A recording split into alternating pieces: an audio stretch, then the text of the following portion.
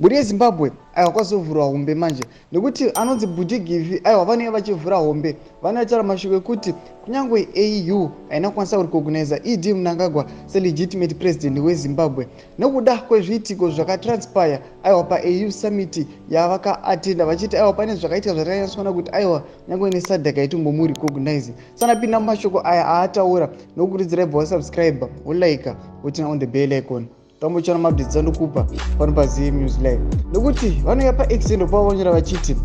when you turn up at the AU summit but they don't recognize you as the legitimate president of Zimbabwe because the official position of the African Union August 2023 election observer mission is that you lost the election and CHAMISA won,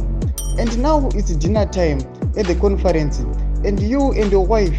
are directed to a small side room to take your meal there away from the legitimate African leaders.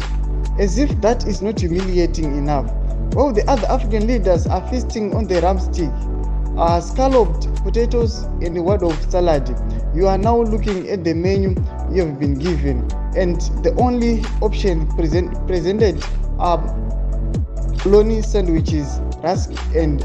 biltong. Ndo mashoko ane achitaurwa panapa naBudigivi vatira kuti aiwa Idi Mnangagwa chiitiko chakaitika ichi aiwa paAU summit chinatsoratidza kuti aiwa nyangwe neAU yanyatsokuseparata Idi Mnangagwa pama-legitimate leaders eAfrica vanyatsokumisa kusaidi kwake naauxilia. Muri yeZimbabwe ndo mashoko anotaurwa naBudigivi aya chimbotiudzai munoti kudii pamusoro penyaya iyi. Pinda mucomment section medu musangana usubscribe like mutina on the bell icon tamuchana mabhidzi anokupa pano paZim News Live.